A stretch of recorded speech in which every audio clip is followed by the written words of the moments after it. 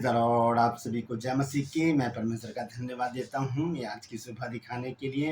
एक और दिन परमेश्वर ने हम सबको दिया है। हम परमेश्वर को कोटि-कोटि धन्यवाद देते रहें और उसकी महिमा करते रहें, क्योंकि हमारा प्रभु यीशु योग्य है।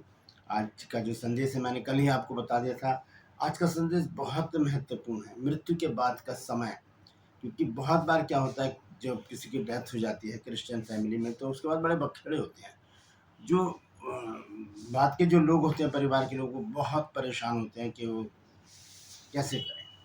किस बात में परेशान होते हैं, मैं अभी आपको बताने वाला हूँ। तो ध्यान से सुनिएगा सारा वचन। और आज मैं आपको बताऊंगा कि क्या बातें ज़रूरी हैं मसीहत में, क्या बातें ज़रूरी हैं क्रिश्चियनिटी में, क्या बातें ज़रूरी हैं जब हम प्रभु में आ जाते हैं। तो कुछ नियम होते हैं, कुछ कानून होते हैं, जो कुछ सिस्टम होते हैं जिसके द्वारा हमें चलना पड़ता है। अगर हम नहीं चलेंगे तो मृत्यु के बाद बड़े बखेड़े खड़े होंगे और उसमें बड़ी पैसा बहुत खर्च होगा, परेशानियां होंगी। काम तो हो जाते हैं लेकिन बहुत चिंताएं बहुत हो जाती हैं। तो इस वचन को ध्यान से सुनिएगा, क्योंकि ये बहुत ही महत्वपूर्ण बात है। ये हम एक समझ लीजिए एक जानकारी मैं आज आपको दे रहा हूँ, क्योंकि कई बार मैंने ऐसे घटनाएं देखी हैं अपनी लाइफ में। क्योंकि मैं एक पास्टर हूँ और मेरे संपर्क बहुत पास्टर लोगों से भी हैं और बहुत परिवारों से भी हैं। वो चाहे मेरे कलीसिया के लोग हों, चाहे बाहर के लोग हों, पूरी इंडिया में बहुत से लोग मुझे जानते हैं। 1 लाख लोग तो वही हैं जो मेरे सब्सक्राइबर हैं। लेकिन बहुत से लोग जो आसपास हैं, इर्द गिर्द जो दिल्ली में जो रहते हैं, उसमें उसमें बहुत से लोग मेरे जानकार हैं और मेरे पास तक बहुत सारी घटनाओं के जिक्र आते रहते हैं। तो एक ताज़ी घटना का जिक्र है मेरे पास। मैं नाम नहीं लूँगा, लेकिन मैं बताऊँगा ज़रूर कि किसी की डेथ हो गई और फिर वहाँ पर कब्रिस्तान में क्या हुआ, उनको मिट्टी देने के लिए बड़ी परेशानी हुई। क्या परेशानी हुई, क्यों हुई, मैं आगे चलकर आपको बताऊँगा। तो बने रहिए मेरे साथ, पूरा संदेश सुनिए और इसे शेयर कीजिए ताकि और भी लोग इन बातों को जान सकें। ट्रूपर्स में आज का सवाल है, आपको बताना है कि प्रभु यीशु मसीह ने किससे बपतिस्मा लिया था। बहुत आसान सवाल है, जानते हैं तो कमेंट्स में लिख दीजिए, नहीं तो डिस्क्रिप्शन में आपको सवाल का जवाब मिल जाएगा। और हमारा जो बाइबल स्कूल है उसका 16वां बैच 14 सितंबर 2026 से आरंभ हो रहा है। 1 साल का कोर्स है, कॉरेस्पॉन्डेंस यानी कि पत्राचार कोर्स है। घर बैठे आपको पढ़ाई करनी है, आपको कहीं नहीं जाना, कहीं नहीं आना। आपको सिर्फ घर पर ही बुक भेजी जाएंगी बाय पोस्ट, कुरियर के द्वारा। वो आपको पढ़नी है और अपना ज्ञान बढ़ाना है। तो अगर आप चाहते हैं इस कोर्स को करना, बीबीएस कोर्स है, यानी कि बेसिक बाइबल स्टडी, जिसका हम डिग्री देंगे, degree of basic Bible study. तो उसके लिए इस नंबर पर मुझे व्हाट्सअप मैसेज करके लिखिए कि मुझे बीबीएस कोर्स करना है। आपको उसी समय पूरी जानकारी मिल जाएगी। Praise the Lord. आइए छोटी सी प्रार्थना करते हैं, फिर वचन में चलेंगे।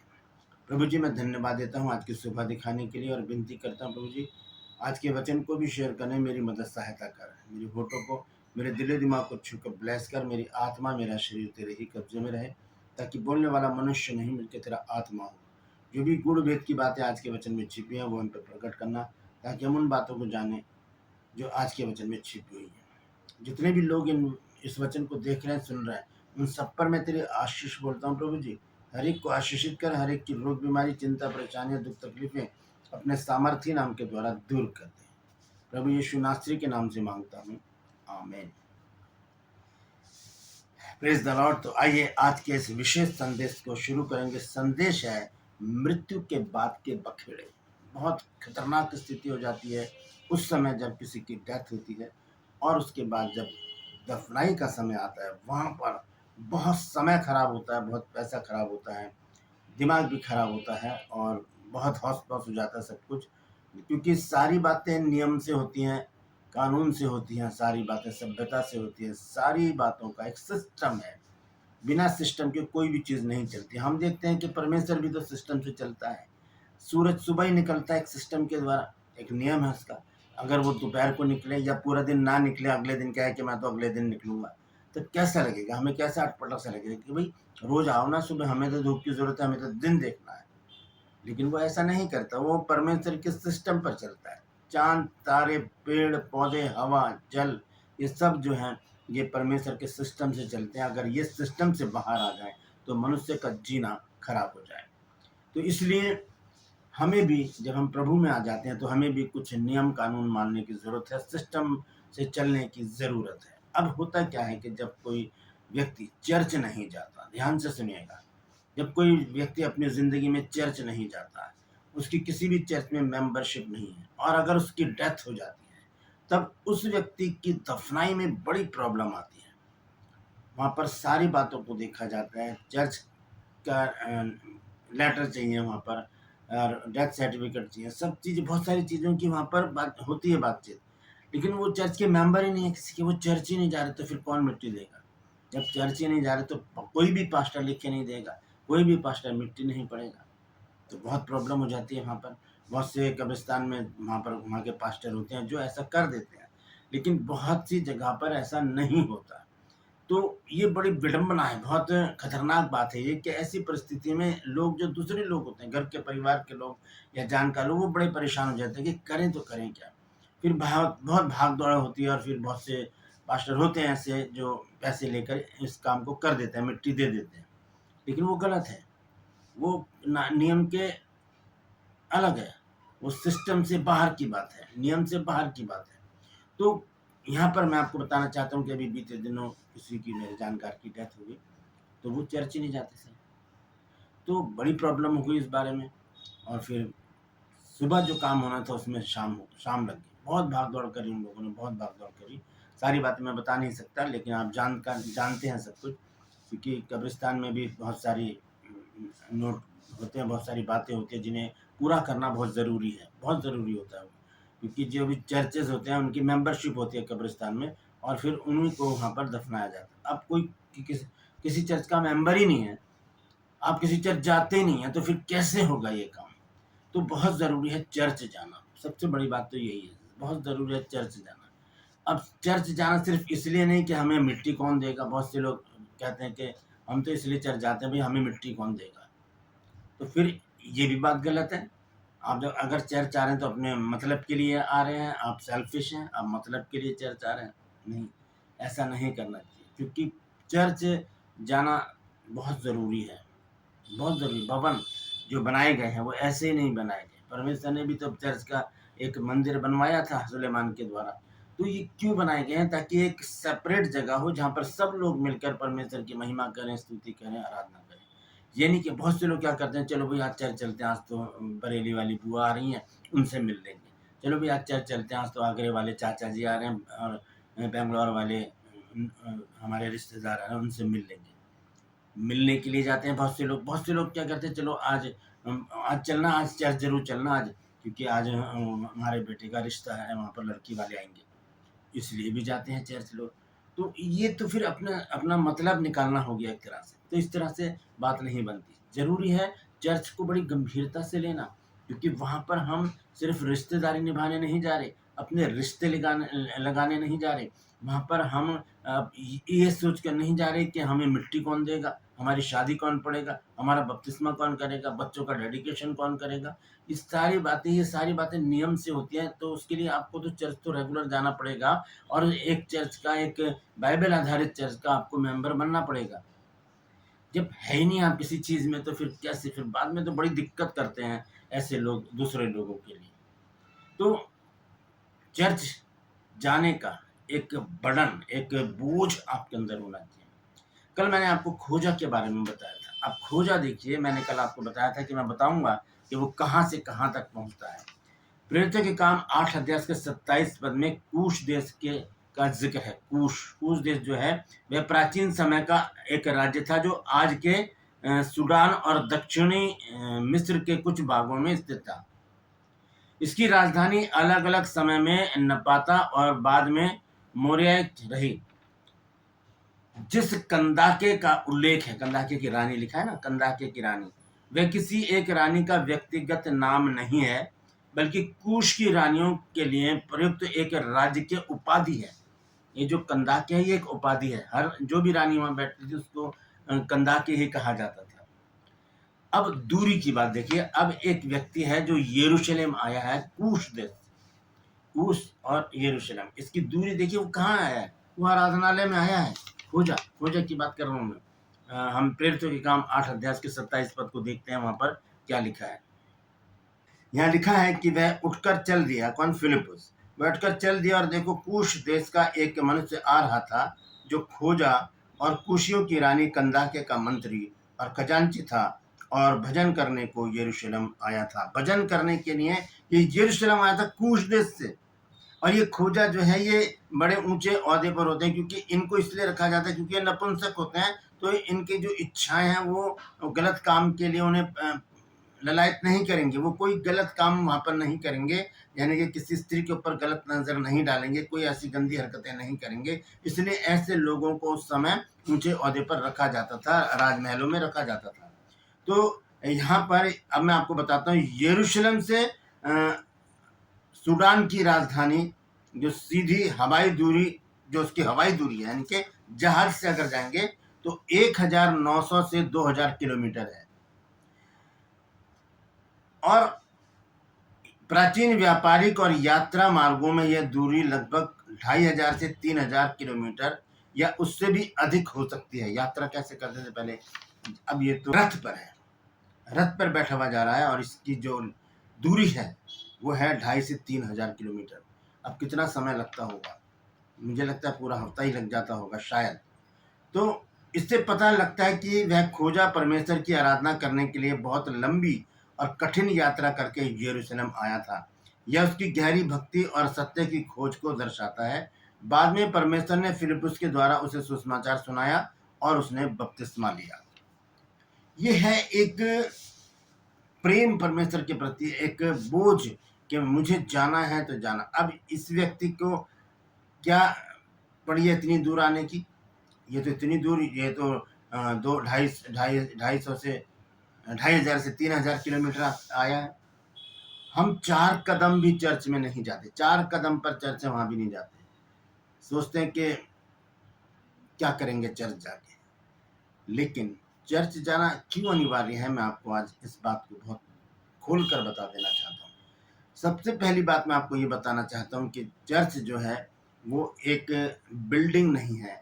चर्च एक कलीसिया को कहा जाता है, जहाँ पर 2 या 3 लोग भी इकट्ठे हों, चाहे वो टेंट में हो, चाहे वो किसी स्कूल को हायर करके लगाया गया हो, चाहे वो होम चर्च हो।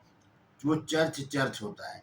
चर्च किसी बिल्डिंग को नहीं कहा जाता। जब चर्च का नाम आता है तो हमें हमारे दिमाग में आता है कि बहुत बड़ी बिल्डिंग है, रेड कलर की, ऊपर क्रॉस लगी हुई, और वो चर्च है। नहीं, सिर्फ वही चर्च नहीं है। चर्च हर वो जगह है जहाँ पर 10-15 लोग मिलकर बैठकर उसकी परमेश्वर की आराधना करते हैं, उसकी स्तुति करते हैं। तो वहाँ पर जाना बहुत ज़रूरी है। और रही बात इस बात की कि हम क्यों चर्च जाते हैं, बहुत से लोग, मैंने शुरू में आपको बताया कि हमें मिट्टी कौन देगा, हमारी शादी कौन पड़ेगा, हमारा बपतिस्मा कौन करेगा, डेडिकेशन कौन करेगा, और हमारे बच्चों का दाखिला कौन करेगा, हमें विदेश कौन भेजेगा। ये सारी बातें लोगों के मन में होती है। तब वहाँ पर वो चर्च जाते हैं। हफ्ते में 1 दिन चले गए, पहले संडे को चले गए, वहाँ पर दशमांश दिया है और अपना सारा जो नियम है पूरा करके आ गए। उसके बाद फिर अगले महीने जाएंगे। तो ये सिस्टम सही नहीं है। चर्च अगर आ रहे हैं, जा रहे हैं आप, तो रेगुलर जाएं, हर संडे जाएं, क्योंकि वहाँ पर जाना बहुत ज़रूरी है। आत्मिक रीति से अगर हम देखें तो वो अब मैं आपको बताना चाहता हूँ। आइए देखेंगे। लिखा कि हे भाइयों, हम नहीं चाहते कि तुम उनके विषय में जो सोते हैं, यानी कि जो मर गए हैं, अज्ञान रहो। ऐसा ना हो कि तुम औरों की नाई शोक करो। क्योंकि यदि हम प्रतीति करते हैं कि यीशु मरा और जी भी उठा, तो वैसे ही परमेश्वर उन्हें भी जो यीशु में सो गए हैं उसी के साथ ले आएगा। प्रभु में हमारी मृत्यु। संसारिक रहकर हम अपने जीवन को व्यतीत करेंगे, ना बाइबल से मतलब है, ना चर्च से मतलब है, ना किसी पास्टर का आदर मान है, ना और किसी चर्च की एक्टिविटी से, प्रभु की एक्टिविटी से हम नाता रखते हैं। तो ऐसी परिस्थिति में हम संसारिक हैं, संसार में लिप्त हैं, परमेश्वर से अलग हैं। परमेश्वर की हर आशीष से, चंगाई से, हर भले काम से हम अलग हैं। तो यहाँ पर स्पष्ट रीति से लिखा है 14 आयत में, क्योंकि यदि हम प्रतीति करते हैं कि यीशु मरा और जी भी उठा। कैसे प्रतीति करते हैं हम? क्योंकि हम गुड फ्राइडे मनाते हैं, हम ईस्टर मनाते हैं, रेजरेक्शन डे मनाते हैं। तो इसका मतलब हम मानते हैं कि यीशु मसीह मरा और जी भी उठा। और लिखा है कि वैसे ही परमेश्वर उन्हें भी जो यीशु में सो गए हैं, प्रभु में जो सोए हैं, ये नहीं कि संसारिक रीति से मर गए, उसके बाद दूसरे लोग दुख उठा रहे हैं, वो भाग रहे हैं इधर से उधर, किस तरह से मिट्टी करें। किसी बहुत सारे पास्टरों से कंटेक्ट करते हैं, पादरी साहब आप आकर मिट्टी दे दो, हमारे जन को बड़ी परेशानी हो रही है। पूछते हैं पादरी साहब क्या हुआ, आपके चर्च में क्या हुआ, कहते हैं वो तो जाते ही नहीं थे चर्च। तो फिर ऐसी परिस्थिति में तो बड़ी परेशानी हो जाती है दूसरे लोगों के लिए। तो इसलिए बहुत ज़रूरी है चर्च में सांसारिक रीति से भी जाना और आत्मिक रीति से भी जाना। मैं आत्मिक रीति से बता रहा हूँ कि जो मसीह में सो गए हैं उसी के साथ ले आएगा। जो हम प्रभु में सोते हैं, जब हम रेगुलर चर्च जाते हैं, रेगुलर बाइबल पढ़ते हैं, रेगुलर परमेश्वर के हर एक एक्टिविटीज़ में शरीक होते हैं, परमेश्वर के वचन को पढ़ते हैं, प्रार्थनाओं में लगे रहते हैं और आराधना स्तुति करते रहते हैं। ऐसी परिस्थिति में जब प्रभु यीशु मसीह आएगा, जब हम मर जाएंगे और जब प्रभु यीशु मसीह आएगा तो हम उसके साथ बादलों पर ज़रूर आएंगे। तो ये आत्मिक बात मैंने आपको बताई है। संसारिक बात मैंने आपको बताई कि एक व्यक्ति एक खोजा जो इतना दूर से चर्च आ रहा है, क्यों, उसको क्या लालच है, वहां पर कुछ मिल थोड़ी रहा उसको, लेकिन वो तो वापस लौटते टाइम भी बाइबल पढ़ रहा है। तो ऐसी एक जिज्ञासा हमारे अंदर होनी चाहिए, अपने अंदर वो भूख पैदा करें कि मुझे बाइबल पढ़नी है, मुझे चर्च जाना है, मुझे पास्टर जी से बातचीत करनी है, मेरा जीवन कैसे बदलेगा, मैं कैसे आत्मिक उन्नति करूं। ये चीज़ें हमारे अंदर होनी बहुत ज़रूरी है। अगर आपके अंदर ये बात नहीं है तो आप संसारिक हैं, आप शैतान के कब्जे में हैं। तो शैतान के कब्जे में से बाहर आइए। शैतान हमें मृत्यु की ओर ले जाता है, शैतान हमें कमी घटी की ओर ले जाता है, शैतान हमें दुखों में, परेशानियों में, चिंताओं में लेकर जाता है। हमें उसके चंगुल से निकलकर परमेश्वर की संगति में बने रहने की ज़रूरत है। बहुत ज़रूरी है ये, क्योंकि अगर हम चर्च नहीं जा रहे हैं तो मैंने पहले ही बता दिया आपको कि बाद में मरने के बाद बड़ी परेशानियाँ दूसरे लोगों की होंगी। और अगर हम रेगुलर चर्च जा रहे हैं तो हमारे सारे काम बनते चले जाएँगे, हमारा बपतिस्मा भी होगा, हमारी शादियाँ भी होंगी, बपतिस्मा भी होगा, डेडिकेशन भी होगा, मृत्यु अगर हो जाती है तो फ्यूनरल भी होगा, सब कुछ होगा, सभ्यता से होगा, कोई रुकावट नहीं आएगी, सारी बातें आराम से ईज़िली हो जाएँगी। और उसके बाद हम जब परमेश्वर के पास जाएँगे, स्वर्ग में जाएँगे, तब यीशु मसीह के साथ हम बादलों पर आएँगे, क्योंकि हम तब एक समुदाय में होंगे, एक ऐसी जगह पर होंगे जहाँ पर प्रभु यीशु मसीह भी है और प्रभु यीशु मसीह के लोग भी हैं। तो बहुत ज़रूरी है ये नियम, ये जो सारी बातें जो मैंने आपको बताई हैं, बहुत ज़रूरी है हर एक मसीह जन के लिए। अगर आप आज तक चर्च नहीं गए हैं, तो इस संडे से शुरू कर दीजिए चर्च जाना, क्योंकि बाद में बड़ी प्रॉब्लम हो जाएगी। आप चर्च जाना शुरू करें, वचन पढ़ना शुरू करें, प्रार्थना करना शुरू करें, और उसके बाद सांसारिक बातें तो अपने आप होती चली जाएँगी, लेकिन आपकी आत्मिक उन्नति भी होगी। और जब प्रभु यीशु मसीह आएँगे तो आप उनके साथ बादलों पर दिखाई देंगे उन लोगों को जो इस समय जीवित होंगे। Praise the Lord. तो इन सारी बातों को ध्यान में रखिएगा, खोजा को याद रखिएगा, इतनी दूर से वो क्यों आ रहा है चर्च? क्योंकि उसे भूख है परमेश्वर के वचन को सुनने की, पढ़ने की, जानने की और आत्मिक उन्नति की। यही भूख मेरे और आपके अंदर होनी चाहिए। ये नहीं कि सिर्फ़ हम मतलब के लिए चर्च जाएँ कि हमारे बच्चों की शादी हो जाएगी, बपतिस्मा हो जाएगा, कोई मर गया तो दफनाई हो जाएगी, डेडिकेशन हो जाएगा, और बहुत सारी बातें जो हम चर्च से जोड़कर चलते हैं, इसलिए हम मतलब के लिए चर्च जाते हैं। ऐसे नहीं करें। चर्च जाएँ तो सिर्फ़ और सिर्फ़ परमेश्वर से मिलने के लिए जाएँ, जो सब कुछ सबके लिए बहुतायत से करता है। Praise the Lord. परमेश्वर इन वचनों के द्वारा हम सबको आशीष दे। यदि आज आपने कुछ नया सीखा है तो कमेंट्स में ज़रूर लिखिए और इस वचन को शेयर कीजिए ताकि और भी लोग इन बातों को जान सकें। और मैं आपसे निवेदन करता हूँ कि अगर आप चर्च नहीं जाते हैं तो आज ही एक चर्च ढूँढ लीजिए, अपने पास में ही देख लीजिए, कोई सा भी चर्च हो। आपको किसी से कोई मतलब नहीं वहाँ पर कौन आता है, कौन नहीं आता। आप जाकर पास्टर जी से बात कीजिए, मेंबरशिप लीजिए और वहाँ पर रेगुलर जाना शुरू कीजिए। देखिए परमेश्वर आपके जीवन में अद्भुत और बड़े काम करेगा। Praise the Lord. परमेश्वर आप सबको आशीष दे। तो बस में आज का सवाल है, आपको बताना है कि प्रभु यीशु मसीह ने किससे बपतिस्मा लिया था? जानते हैं तो कमेंट्स में लिख दीजिए, नहीं तो डिस्क्रिप्शन में आपको सवाल का जवाब मिल जाएगा। और ये मेरा नंबर है, अगर आप चाहते हैं हमारे बाइबल स्कूल से बीबीएस कोर्स करना, बेसिक बाइबल स्टडी, तो इसी नंबर पर मुझे व्हाट्सएप मैसेज करके लिखिए कि मुझे बीबीएस कोर्स करना है। आपको उसी समय पूरी जानकारी मिल जाएगी। और यदि अभी तक आपने मेरे चैनल को सब्सक्राइब नहीं किया तो भी सब्सक्राइब कर लीजिए, बेल आइकन को दबाइए ताकि नोटिफिकेशन आपके पास पहुंचे, नया वीडियो, नई जानकारी बिना व्यवधान, बिना रुकावट आपके पास पहुंच जाए। मेरे वीडियोस को लाइक कीजिए, शेयर कीजिए और कमेंट्स बॉक्स में आकर मुझसे ज़रूर बातचीत कीजिए। Praise the Lord. आज के लिए बस इतना ही, फिर मिलूंगा एक नए संदेश के साथ, एक नया वीडियो लेकर। तब तक के लिए मुझे इजाज़त दीजिए, लेकिन अपना और अपनों का ख्याल रखिए और यदि आप चर्च नहीं जाते हैं तो मैं आपसे निवेदन करता हूँ, विनती करता हूँ, रिक्वेस्ट करता हूँ, इस संडे से चर्च जाना शुरू करें। सारी बातें सरलता से बनती चली जाएगी। Praise the Lord. परमेश्वर आप सबको आशीष दे।